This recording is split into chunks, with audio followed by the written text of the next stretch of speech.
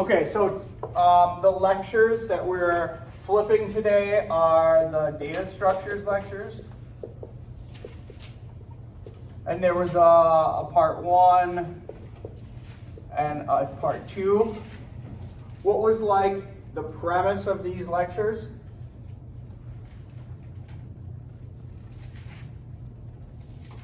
Interpreting data in papers? Yes, so it was essentially like if you're going to read a biotechnology or molecular biology paper, the primary literature, what are the kinds of things you're going to see? What are the actual like data you're going to be responsible for interpreting? And I give you like a list, kind of like a comprehensive list of everything that you're going to see, so you'll never be surprised. I mean, there's always going to be like new stuff coming in and out, but if you know these core things, everything that comes in is just sort of like a little deviation on one of these techniques. Okay, so I gave you like the core methods.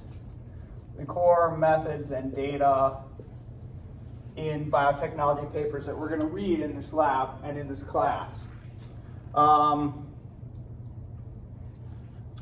What was clear from that? Like what sort of experimental systems made sense that you guys remember from that lecture? Agarose gels. Okay, good. Agarose gels. Lewis and Shehu, and how often are you going to be like working with agarose gels in the lab? Every day, right? Like every day. So like again, like I'm teaching you stuff that you're going to be doing like every day. So what's the premise of an agarose gel? Which of the 4 molecules is it working with? Nucleic acid. Yep, nucleic acids. So you can run messenger RNA or DNA on agarose gels. How does it work? Separates it by size. Yeah, so it's separating size of nucleic acid particles. But how does it work? Imagine this is your gel. How does it work? This is, I mean, they teach this to high school kids now. This should kind of be like, how does it work? Yeah, so DNA is negative, messenger RNA is negative. It's got the phosphate backbones. You run an electrical current that's negative. You load DNA into the lanes. DNA is negative.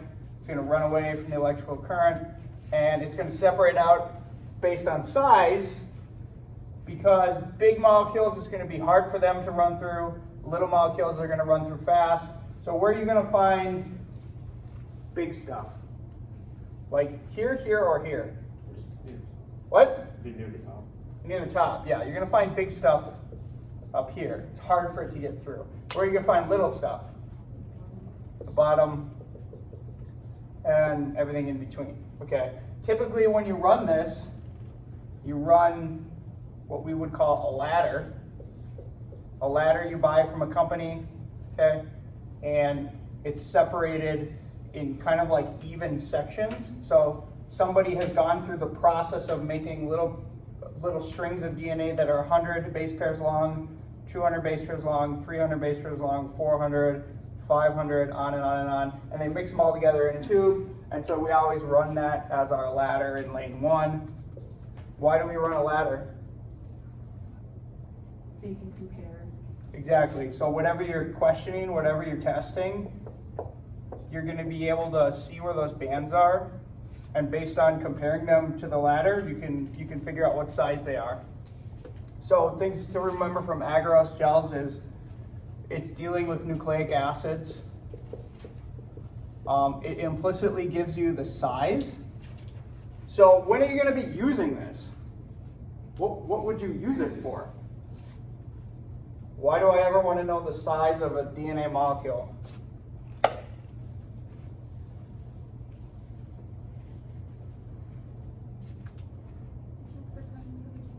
What? Checking for presence of a gene, yeah. And when you do that, you're going to use what before that? You're going to use a PCR reaction. You're going to design the primers to flank a gene that you're interested in. You're going to know the exact size that it should be because you designed the primers. Flanking the what we call the amplicon, you're going to know that should be 100 base pairs. And then you run it on your gel, visualize it, visualize the size to see that it's the right size. That's a very, very common pipeline.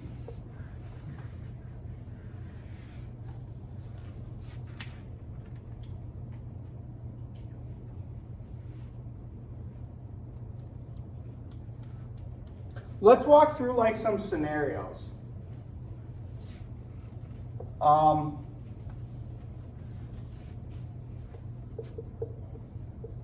Let's use that example that was just brought up. Imagine you want to detect, what do you want to detect?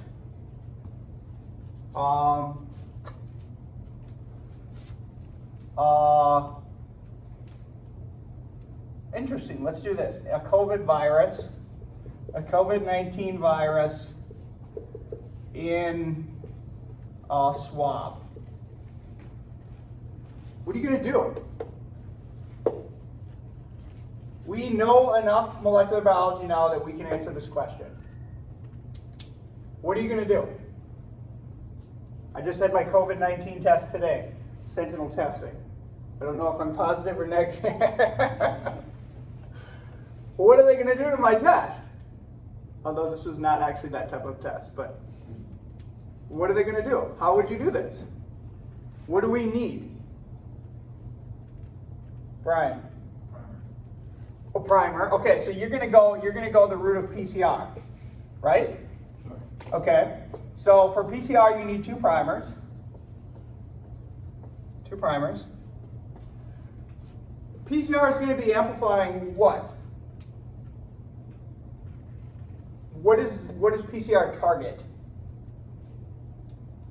What you're looking for, your amplifying? Yeah, but what type of molecule is it? Of the four. Nucleic acid. It's a nucleic acid, which one? DNA. DNA, okay. So two primers that are going to target DNA. We already have a problem. What's the problem? Viruses. Say it? Viruses are RNA. The virus is an RNA virus. It's not DNA. This virus does not have DNA. It's not made of DNA. It's made of RNA. Its code is RNA. So this is going to be interesting. What do we do? Like, this could still work, but we got to like hack it a little bit. What do they do?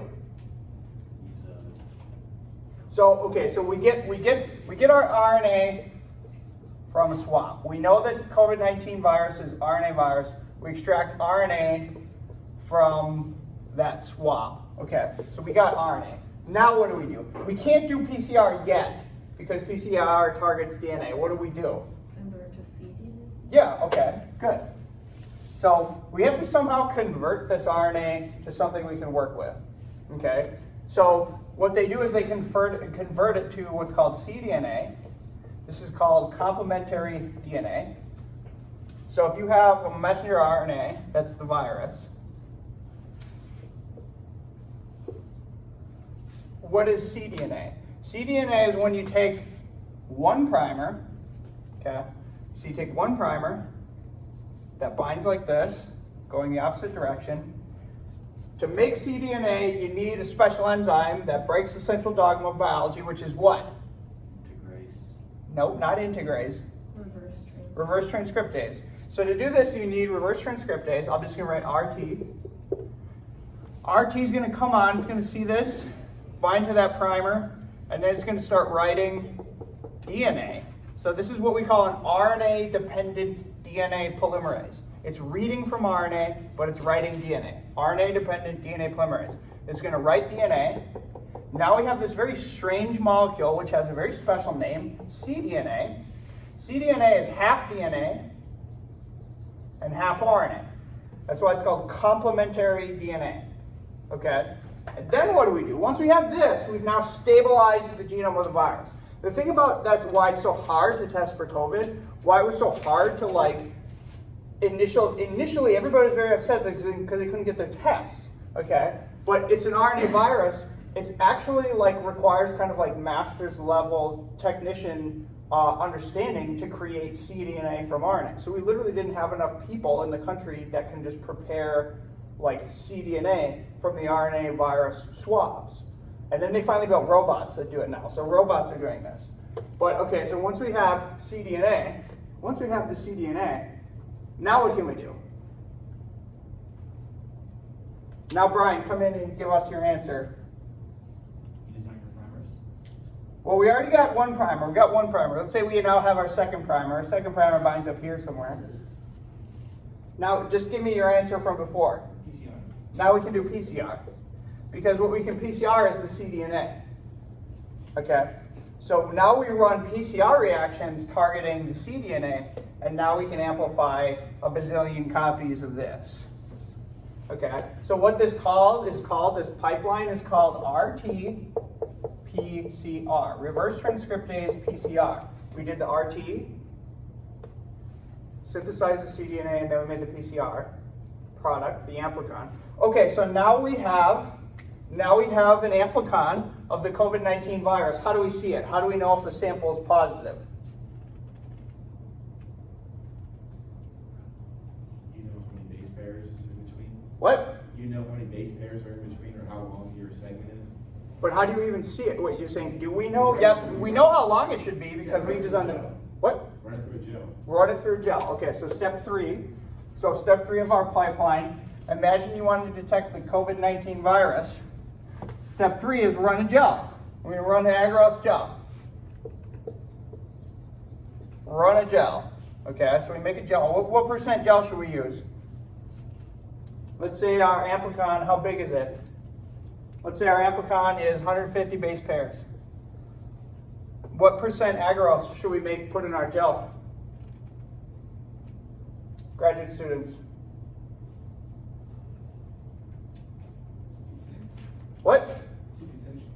2% should work. 2% gel should work. You guys should start to learn these numbers. So 0.8% is what we would consider a low agarose. This would be for big stuff like plasmids. Anything greater than 1,000 base pairs. Okay? Learn kind of, you need to start learning these numbers. 2%.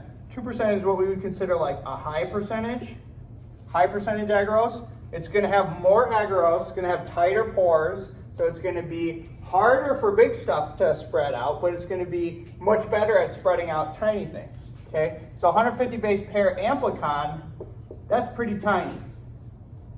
So we're going to pair that with the 2% agarose. So let's make a 2% agarose gel. What do we have to add to the gel so that we can see the DNA? Can you just see DNA with the naked eye? Lithium bromide. Ethidium bromide. So we're going to add ethidium bromide. Ethidium bromide is going to go inside if you have a DNA molecule. It's going to come in right here, and it's going to shine between the bases. Okay? Now we're going to run it. We're going to run a ladder. So lane 1 is going to be a ladder. Here's 100. Here's 200. So if we have a positive COVID test in lane 2, where should we see the band? In between.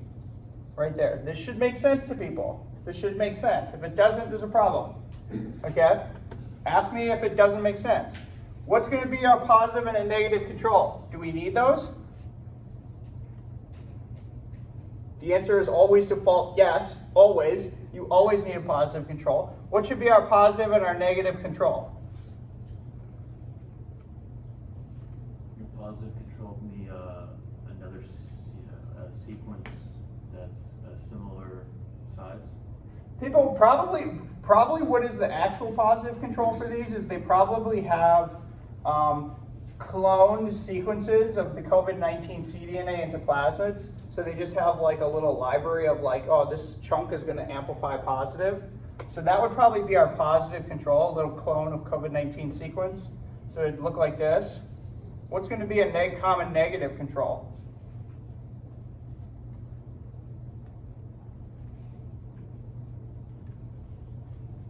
Negative control can be often just water. So instead of adding a template, instead of adding the COVID-19 virus, you add, or the swab sample, you add just water. It's a big problem if your water tests positive for COVID-19. What does that show you if your negative water control is positive? It shows you a couple things. Either your experimental system is completely whack, or you have people crapping out COVID-19 into the water system.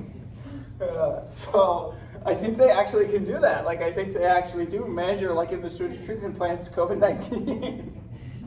And this might be how they would do it. Okay. The water would be your negative control. What else do we not have in this gel? What do we not have? We don't have any replicates. Replicates are very important in science. So like, what would be, how could we reproduce this? What would be our replicates? Oftentimes when they early on, when they first started doing this, they had essentially like 3 different primer sets. So they're targeting 3 different parts of the COVID-19 virus genome. And then you'd have like 3 different positive and negative controls and 3 different samples. And if all your bands matched up in the right spot, it'd be like, oh, you got it. You got the virus. What if you saw something, you did your PCR and you saw something that looked like this? Saw a couple other things. What are these? Non-specific products. Yeah, the non-specific, not mom-specific, non-specific bands. How do they form? What's the mechanism of forming a non-specific band? You know? Where do they come from?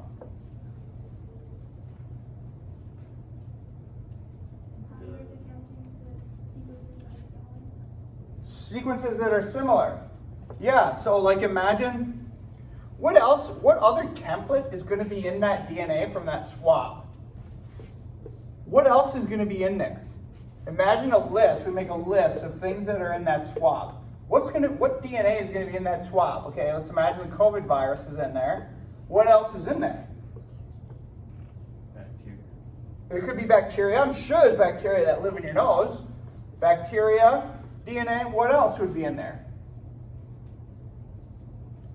RNA. Yes, human DNA, for sure. It's going to be filled with boogers and cells, and like it's going to be mostly like human DNA. So now you have to envision the scenario. What has to happen is the primers have to find that specific, well actually it's the first primer, the RT primer. The RT primer has to find that specific sequence in a whole conglomerate, homogeneous mixture of all kinds of different DNA. It's not always easy to do. And the human genome, if it's 21,000 genes, I don't know how many base pairs, a whole bunch, it's highly likely that it's going to find other sequences that it matches to in that genome. So you're going to get amplified products for a lot of different stuff. Hopefully none as robustly as the COVID-19, but you can't guarantee that. So the way that happens is, imagine, here's a mechanism for how that happens, a non-specific products in PCR. Imagine you have a giant genome and you're trying to amplify something right here on a little plasmid in a little bacteria that lives, but it's contaminated with all this genomic DNA. These primers might also bind something here a little bit. They might bind something here a little bit. Maybe they bind something here a little bit. And if you get unlucky and your other primer binds something here, and it's just right, where it can amplify that within the time of the extension step, then you're going to get non-specific bands. You'll get those a lot. How could you prevent non-specific bands when designing the primers? What could you do? You could make a list of things you know are going to be contaminating the sample. We know human DNA is going to be in that sample. And then you can take your primers and you can search for the primer matches in the human genome. And if there's no match, you're good. If there is a match, you toss that primer out and you make a new one. Does that make sense? So you have to optimize this. It's very rare that you're going to be doing a PCR reaction in like a highly purified sample that only has what you want in it. It's very rare. Okay, so we walked through this. Does this make sense? Now that's not the fastest way. They've figured out faster ways to test for COVID with like antibody tests and stuff like that. But this is how they first were testing for COVID when it first came out. This was really the only way to do it in the beginning.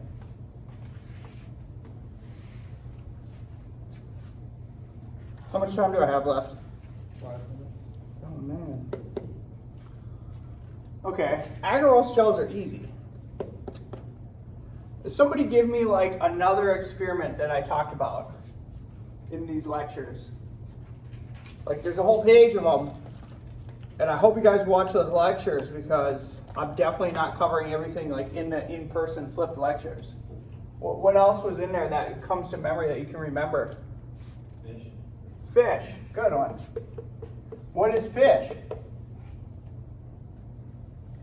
Fluorescence into, I forgot the name. So what is it looking for? What is it detecting? Specific gene.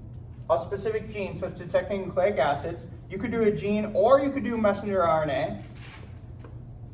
And it's actually, it's an in vivo technique, so you can use this on cells, but it kills them. You have to fix the cells.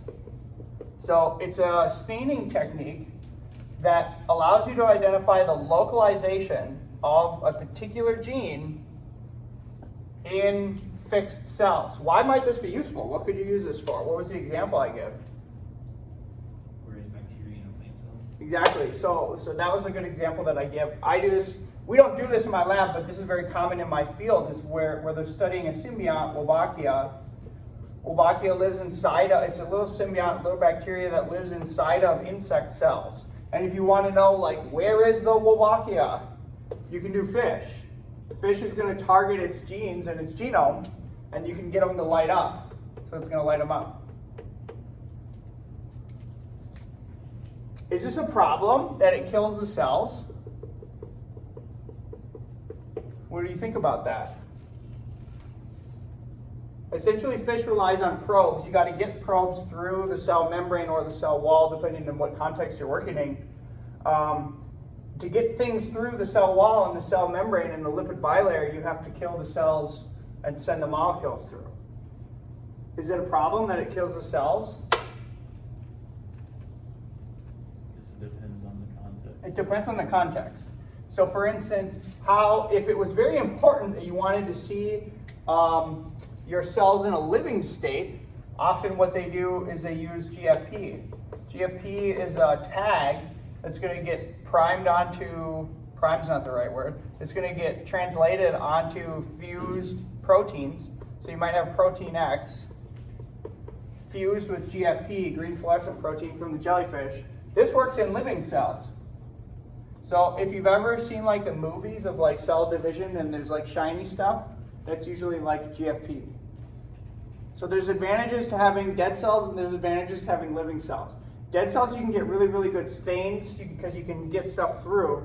GFP kind of stuff with living cells, you can capture movies. You can do like time lapse as they're living. You can see things as they happen in a living cell. So there's advantages and disadvantages. Okay, so that's all we have time for today. For next time, it should be eucs versus probes. Eukaryotes versus prokaryotes will be the next lecture. Okay?